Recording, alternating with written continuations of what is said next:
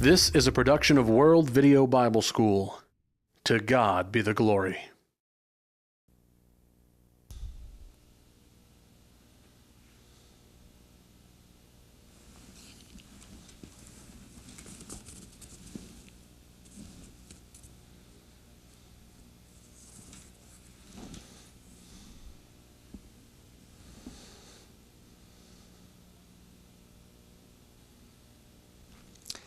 We welcome you to our next study of world religions. We are now at lesson number 7, and we're going to begin a two-part study of Buddhism. We have entitled this lesson, Buddhism, the Path to Enlightenment. Buddhism, the Path to Enlightenment. Now by that we do not mean to imply that we believe that Buddhism is the path to enlightenment, but we believe that that is what Buddhism claims, and therefore we have stated it in that way. Before actually getting into the introduction to our lesson, however, I have some information here that was compiled by a friend of mine, Brother Alan Webster, and it relates to what we're studying, and I just want to present some of this to you for your interest and your information. The article that I'm referring to is entitled A Small World. And I'm going to just quote some from it. The article says, imagine that our world had been reduced proportionately to a theoretical town of 1,000 people. If that were the case, there would be 22 Americans. Of course, this is written by an American from the American standpoint. It would have 22 Americans and 978 persons representing the rest of the world. But the 22 Americans would have about half the income of the entire world. About 331 persons would be classified as Christians in the very broadest sense of the word. Of these 331, 190 would be Catholics. There would be 164 non-religious people. Our neighbors would include 188 Muslims, 134 Hindus, 57 Buddhists, 44 atheists, and 30 Jews. By rounding it up, there would be simply one member of the Lord's Church. There would be 303 white people in our town and 697 non-white. The 22 Americans would have an average life expectancy of above 70 years. The others would have an average life expectancy of about 40. Americans would own at least 15 times as many possessions as all the rest, and would spend an average of $850 a year on military defense, but less than $4 a year to teach Christ to others. Our town is what Jesus had in mind when He said, "Go ye into all the world and preach the gospel to every creature." Now what Brother Webster is doing in reducing the population of the world proportionately to a town of 1,000 people is to impress upon his fellow American Christians, but it would apply to Christians everywhere, the importance of our carrying the gospel to the whole world, because those who are true believers in Christ are in a very small minority. And so we need to be very zealous in taking the gospel to those who have never heard. Now, as we look at Buddhism, the path to enlightenment, we want to point out that Buddhism is the largest and most influential religion in Asia. Buddhism is the largest and most influential religion in Asia. Buddhism grew out of Hinduism. It originated in India, but strangely, there are very few Buddhists in India today. Its greatest strength lies in other Asian nations. Buddhism is one of only 3 religions that are truly worldwide.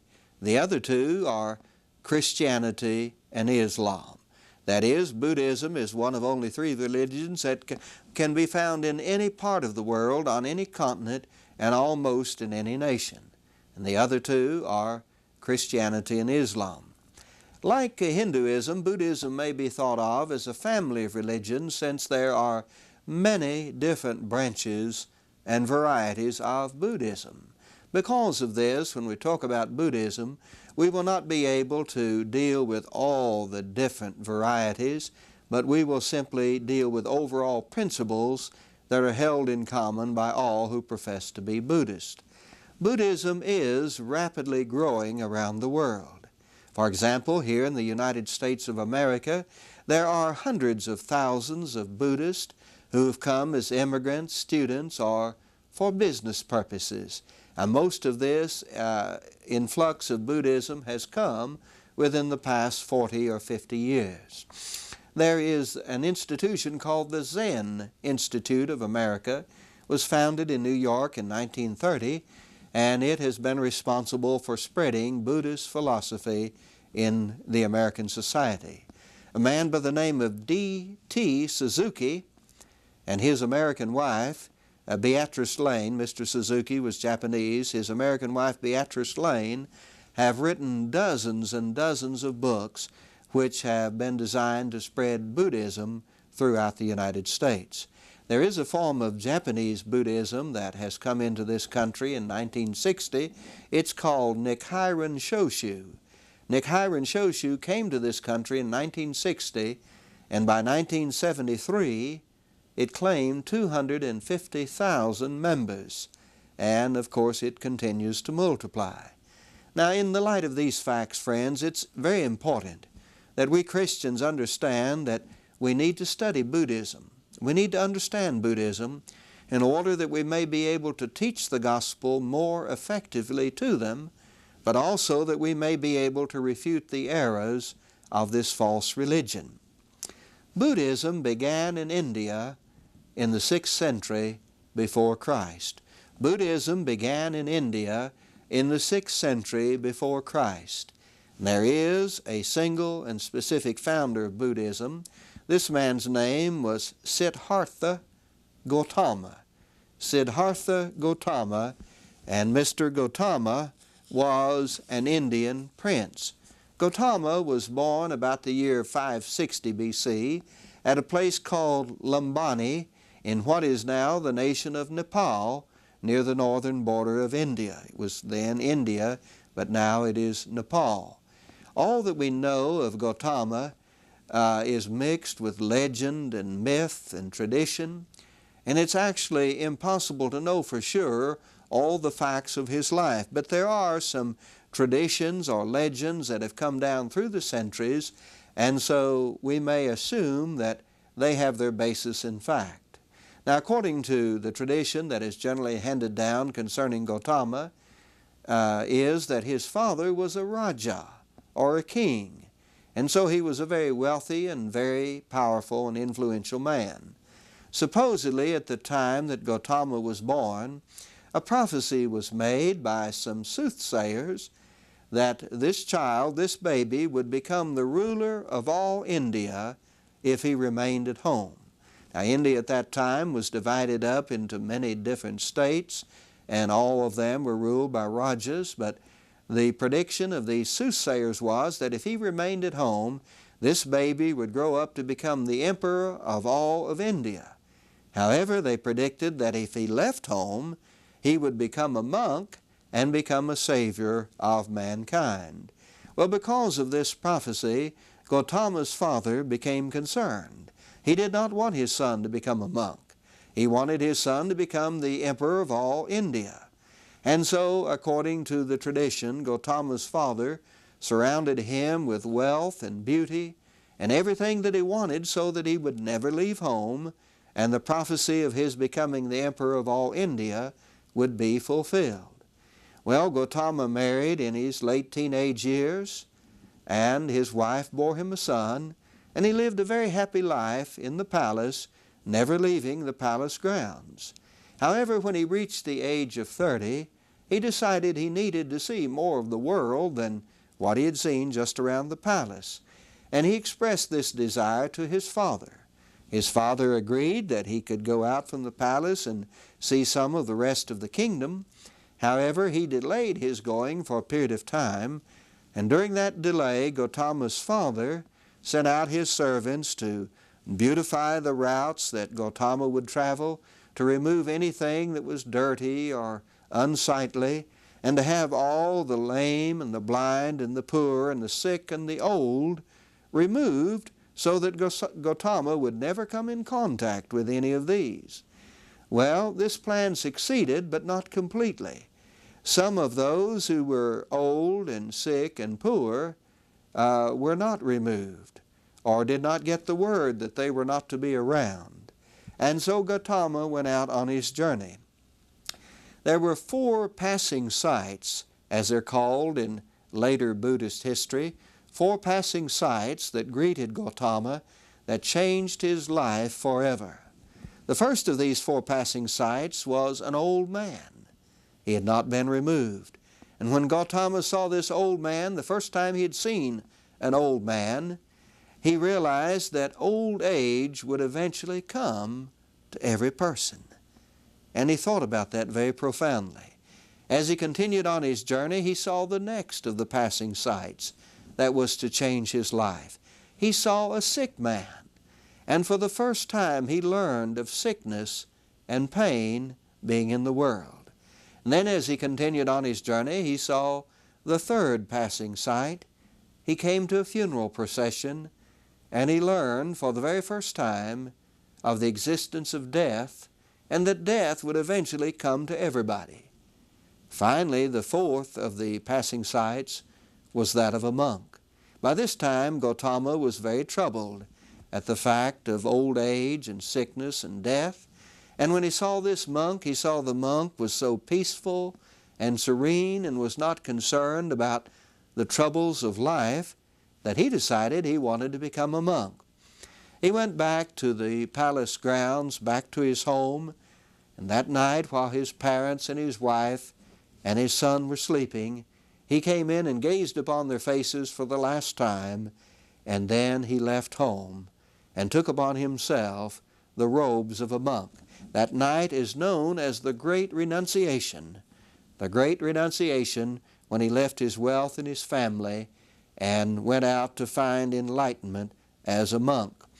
He first entered a monastery, a group of Hindu monks, and sought enlightenment by means of Hinduism, but he didn't find the satisfaction there, and so he went out on his own. For 6 years he gave himself to very rigorous fasting and meditation. He practiced asceticism. Now, by asceticism, we are simply referring to neglect or even abuse of one's body as a religious service, because it's believed that one will gain special merit or credit or good karma for doing it. But he undertook such rigorous asceticism that, as he later has said himself, his body was just skin and bones, and he was very close to death. According to one authority on world religions, John Noss, in the book World Man's Religions, we have this statement concerning that period of Gautama's life. He lived for periods of time on all sorts of nauseous foods, dressing in chafing and irritating garments. He stood for days in one posture, or having squatted, moved to squat. He sat on a couch of thorns. He lay in a cemetery on charred bones among rotting bodies. He let dirt and filth accumulate on his body till it dropped off of itself. And he even ate his own excrement in the extremity of self-discipline. Now surely that is as far as one could go in asceticism or the abusing of one's body as a religious rite. Finally, Gautama was sitting in a grove of trees at the foot of a tree called a Bodhi tree, sometimes simply referred to as the Bo tree. And Bodhi, I understand, means wisdom or knowledge. This was in a grove in northern India. He was in deep meditation, and while in that deep meditation, he said he finally attained enlightenment. From this time forward, he was going to be known as the Buddha, which means the Enlightened One. And so Buddha means the Enlightened One. Now there was Siddhartha Gautama, who was the original Buddha, but in Buddhism, it is taught that anyone can become enlightened and therefore become Buddha, an Enlightened One. The rest of Buddha's life was spent developing his philosophy or theology and preaching it and gaining converts or disciples. Eventually he died at the age of 80. According to some traditions, he died of dysentery, but other traditions say that he was poisoned by one of his disciples who was jealous of his position of leadership. However it was, Buddhism grew very rapidly in India, At that particular time in India's history, Hinduism had become very weak and people were dissatisfied with it, and they were really seeking something better. And so when Buddhism appeared on the scene, it appeared as an answer to their desire. For some 200 years, Buddhism spread throughout India and became a very powerful force. But after that, missionaries were sent out to other parts of Asia, and so Buddhism spread to Burma, to China, to Japan, to Korea, to Sri Lanka, to Thailand, and to Tibet. And some of these other countries, such as Tibet or Korea, are strongholds of Buddhism to this very day. Buddhism even spread so far that its influence was felt as far west as Syria and Egypt and Greece. Although there were never large Buddhist communities, yet the influence of Buddhist teaching was known in Egypt and in ancient Greece. Buddhism is really built upon the foundation of Hinduism.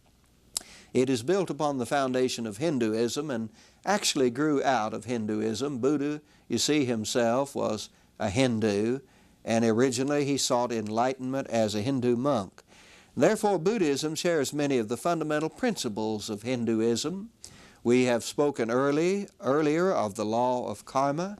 The law of karma is very much a part of Buddhism as it is of Hinduism. Now let me tell you by way of reminder that the law of karma simply says that one's deeds, good and bad, follow him into the next life.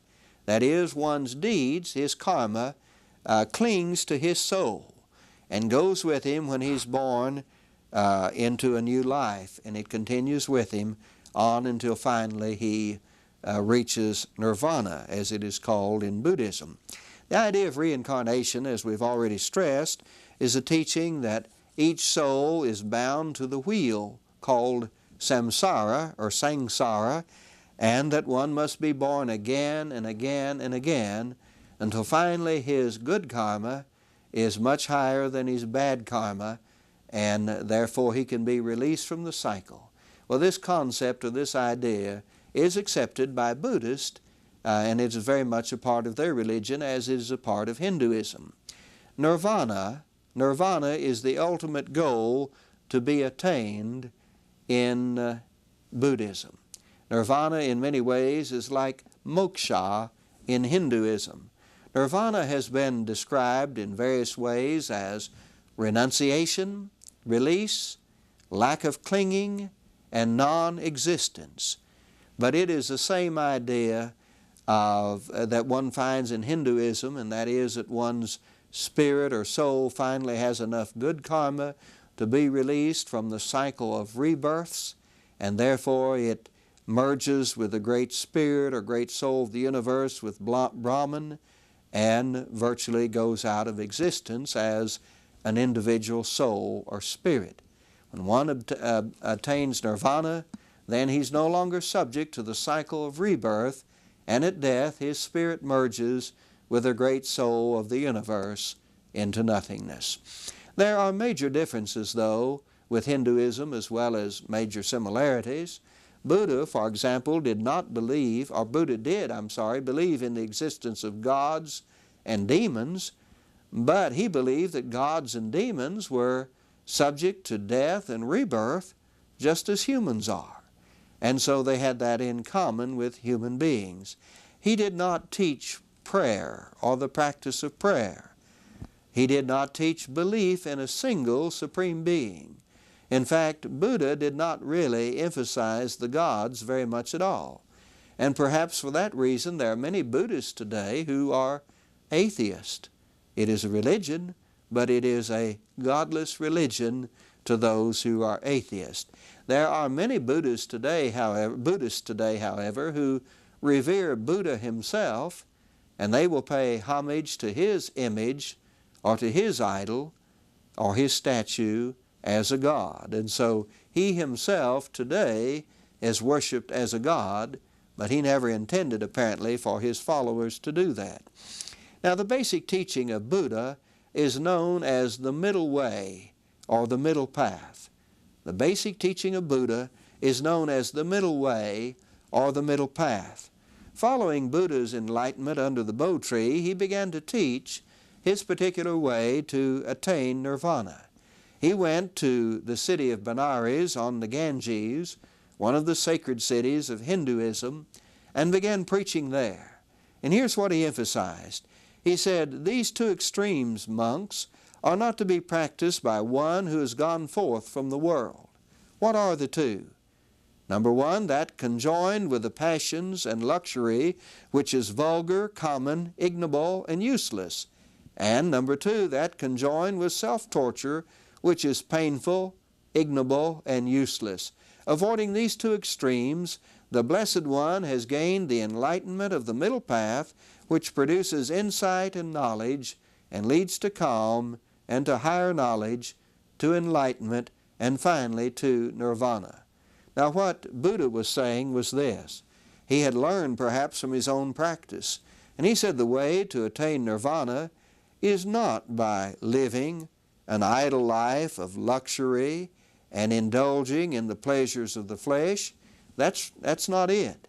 Nor is the way to attain nirvana by going to the opposite extreme, as he himself had done, and abusing the body and depriving the body of its basic needs and of practicing asceticism. He said that's not the way either. But the way to salvation lies between the two.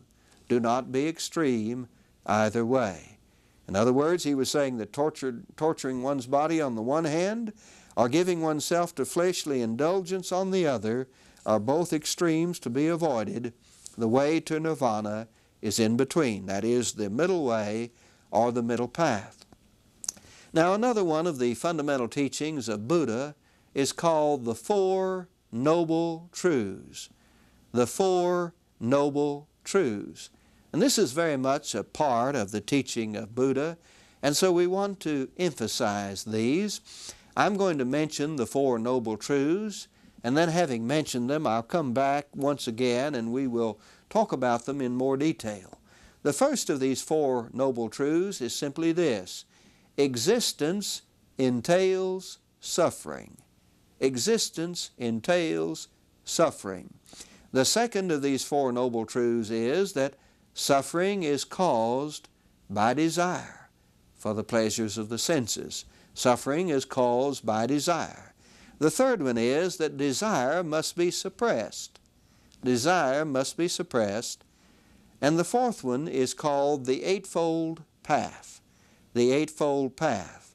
Now we'll come back and, we'll come back to the Eightfold Path in just a moment. But let's go back and look again at these Four Noble Truths. Number one, existence entails suffering. Buddha said that birth is painful, death is painful, disease is painful, and old age is painful. Well, that's true, isn't it? Those of us who have lived in this world for a period of time know that perhaps death is painful for others, disease is painful, and I'm at the point where I can almost say that old age is painful. But not having what we desire, Buddha said, is also painful, but having what we desire is painful too.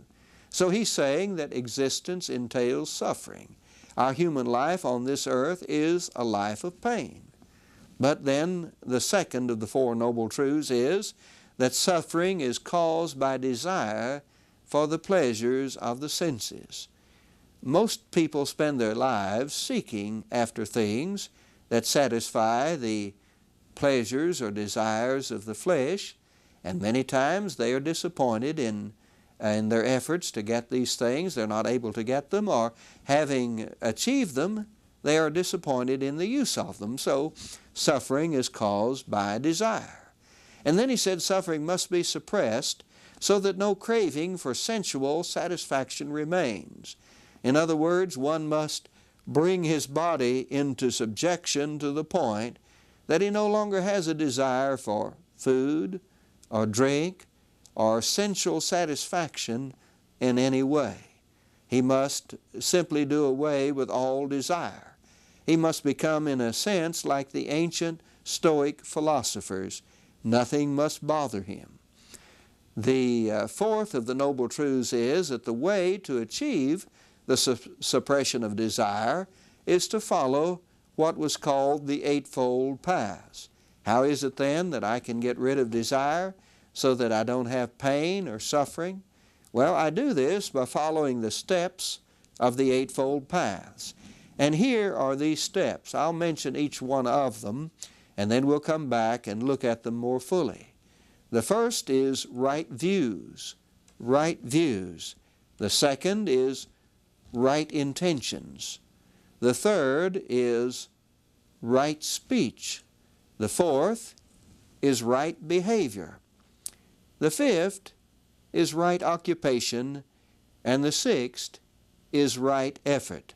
The seventh is right contemplation, and the eighth is right meditation. Now let's go back and look at each one of these again more fully.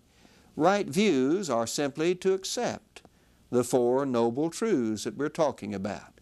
You must have the right view toward things. You must believe these four truths that we've just mentioned. Right intention involves renouncing all worldly pleasure and also the desire to harm no living thing. Now keep in mind that the basic idea of Hinduism and Buddhism, later of Jainism and Sikhism, is the view of reincarnation, that one soul or spirit is reborn again into other life forms. And if that be the case, then those other life forms, whether they be animals or insects or other human beings, are souls that are reincarnated. Therefore, we do not want to harm them in any way. The practice of not harming any living thing is referred to as ahimsa, but we must have right intentions by renouncing all worldly pleasure and desire to follow the way of ahimsa, that is, to harm no living thing. Then we must have right speech, and this is certainly a good thing, and it is in harmony with the teaching of the Bible. Right speech means that we do not lie, we do not slander, that is, say things about others that are false in order to harm their character or reputation, nor must we engage in idle talk, that is, vain or useless or worthless talk. Right behavior is one of the steps of the Eightfold Paths, and it says, do not kill any living creature. Again, that's going back to the practice of ahimsa. Do not steal or do not commit sexual sins. Right occupation is another step in the Eightfold Paths, and this is very important to a Buddhist, as it also was important later to those who espoused Jainism, which grew out of Hinduism. That is, one must earn his living in a way that doesn't harm anyone or any living thing. Obviously, a Buddhist could not be a cattle dealer or a butcher or anything such as this, because that harms other living things. And then right effort. One must strive to be good and also to do good. Certainly nobody could fault the Buddhist in that respect. Right contemplation is another step in the Eightfold Paths. It simply emphasizes that Buddhists should be alert, thoughtful, free of desire, and also free of sorrow. And finally, the last step, right meditation, says that when you've mastered the first 7 steps of the Eightfold Path, then you give yourself over to meditation, and it's believed that during that time of meditation you will become enlightened, and when you become enlightened you become a Buddha, just as Gautama became a Buddha, and as an enlightened one you can help others seek their salvation by the same means, and when you die finally, then your soul will blend with the great soul of the universe. You will have reached nirvana, and you will go out of existence as an individual entity. Buddhism is a religion that seeks to convert the world to its philosophy. Because of this, it is a threat to true Christianity. Now, I want us to go back very briefly and do just a little bit of reviewing over what we've studied today. This is the first of 2 lessons on Buddhism, and the second lesson will be built upon the foundation of the one today. We pointed out that Buddhism, Islam, and Christianity are the only religions which can be said to be truly universal. That is, Buddhism, Islam, and Christianity are widely scattered over all the earth. One can go into almost any nation in any continent, and there he will find Buddhism, Islam, and Christianity all being practiced. Keep in mind that Buddhism was founded by Siddhartha Gautama, an Indian prince. We don't know a lot about him other than the fact that he lived about 600 years before Christ, and we do have a great body of traditions that have come down concerning him. We want to keep in mind that what the four passing sights are. These four passing sights caused Gautama, who had been protected in the palace and had never seen any evil or suffering, but these sights caused him to renounce his wealth and his position and his family and to become a monk and to seek enlightenment in that way. First he saw an old man, and the old man made him realize that all human beings, if they live long enough, will eventually grow old and die. Next he saw a sick man and became aware of suffering and learned that sickness or suffering eventually comes to all human beings. Finally, he encountered a funeral procession and became aware of death and learned that that was the end of all human beings on this earth. And then he saw a monk, and the monk looked so peaceful and serene. He was not troubled by old age or sickness or death, that Gautama determined that he himself would become a monk. And so these are called the four passing sights, and they are very important in Buddhist history. Gautama achieved enlightenment, according to reports that have come down, while he was sitting under a bo tree in northern India, and thus he became the Enlightened One, or the Buddha. Buddhism is built upon basic concepts which are also found in Hinduism. These basic concepts are the law of karma and the doctrine of reincarnation, or the doctrine of the transmigration of souls. The purpose or goal of Buddhism is very similar to that of Hinduism. A Hindu intends to achieve moksha, where his soul is no longer reborn but blends with the Brahman or the soul of the universe. And that is also the goal really in Buddhism, that he achieves nirvana, and so he is released from rebirth and he goes into nothingness. The way to salvation, according to Buddha, is the middle way. The middle way is a moderate way. It's not extreme. It goes contrary to what has been practiced in many religions of the world, which tend to be extreme in one way or the other. The middle way is to renounce luxury and idleness and indulgence of one's fleshly needs and desires. It is really to reject the world and all worldly things. But it is also to avoid the other extreme that Buddha himself went to, of abusing one's body, of practicing extreme asceticism, where one actually deprives his body of the basic things that it needs, such as food and clothing and cleanliness and warmth and so on. And so Buddha says, don't go either way. Salvation cannot be found in either one of these extremes. And then finally we pointed out that Buddha taught what were called four noble truths. And these four noble truths are: existence entails suffering. Suffering is caused by desire. Desire must be suppressed. And the way to suppress desire is by following the Eightfold Path. That involves having right views, right intentions, right speech, right behavior, right occupation, right effort, right contemplation, and finally, right meditation. Buddhism is seeking to win the world to its philosophy. Because of this, it poses a threat to true Christianity. Buddhism has its roots in Hinduism, but yet is a religion that has grown out of Hinduism and is itself now a family of religions, and so it has many unique features of its own. In our next lesson, we'll study further concerning Buddhism, but particularly we're going to contrast the teachings or the doctrines of Buddhism with those of Christianity as found in the Bible, the Word of God.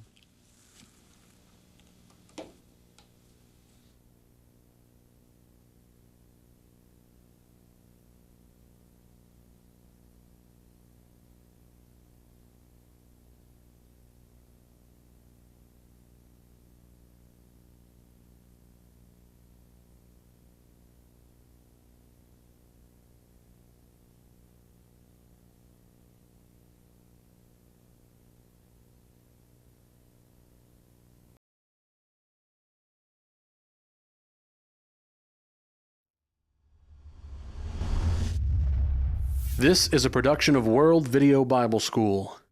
To God be the glory.